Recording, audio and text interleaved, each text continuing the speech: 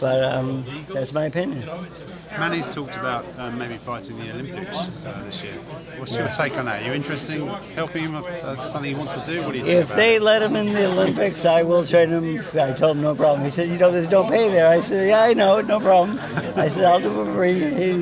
But if Manny wants to go to the Olympics and maybe get his country a gold medal, I would be behind that. Yes, I mean pro athletes are allowed in almost every other sport in the Olympics. Today, I don't agree with that, but that's the way life is right now.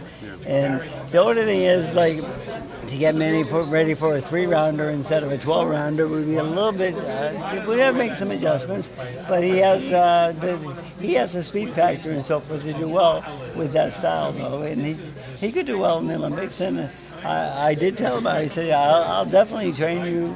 And again, he says, there's no money, and I said, that's okay. I said, don't worry about it. I said, I'd have fun doing it. Freddie, it seems like you and Manny have embraced that ruling of pros in the Olympics. Out of all the people in boxing, why are you guys okay with it and the other people aren't? They say that it's a very dangerous decision there.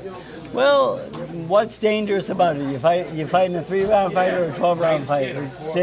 It's boxing. It's the same rules. The scoring system's the same now. But the disparity in what is the difference between caliber, the disparity in what's the caliber pros and amateurs? That's where they all come from. Good pros came from good amateurs. Most guys come from the Olympics. And since his country's never won a gold medal, he would like to do that for his country. But the disparity between skill and I'm against the pro basketball players playing in the league also, because I think they're ruining the dreams of maybe some college players that maybe could only go that far. But the thing is that we have no say over that. So if they can do it in basketball, why not boxing? It's contact sport. It has a higher risk there of physical risk, health-wise. More people get hurt in basketball than boxing. Freddie, what do you think about the death count is higher in boxing? Oh, the death count, yeah. I would say that, but this is something that we choose to do. So don't cry about it. If you die, you die. I mean, that's the way it goes. I mean, we picked this sport. Nobody forced us to fight. The English guy recently, I think Nick Blackwell, as a pro, he's suffering from the consequences of being a boxer. Well, Imagine I'm suffering too. Yeah. So, but I don't blame boxing. Yeah. I mean, I don't have a fucking chip in my shoulder that I got hurt boxing and so forth. I love this sport. There's been a lot of controversy with some things that Manny has said. Do you think that might make this maybe then not his last fight, just because, it hasn't exactly been... I don't think that really has anything to do with his boxing career or anything like that. That was more political and for votes in his country and so forth. But one thing about Manny, I know he treats everyone fairly in the world.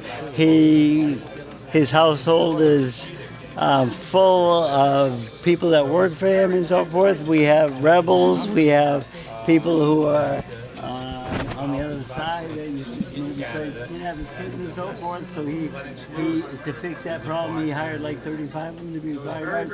My bodyguard is a rebel also, and he takes me to the most beautiful places in the world in rebel territory that we're really not allowed to go into unless we have permission from the rebels. So, and Manny has, I think I asked him, I said, Manny, how many gay people do you have working for you? He said, about 200. I said, the thing is, I mean, I know all his workers and everything like that also, and they're all nice men, they're all real nice people, and I don't give a shit if they're purple, gray, gay, whatever.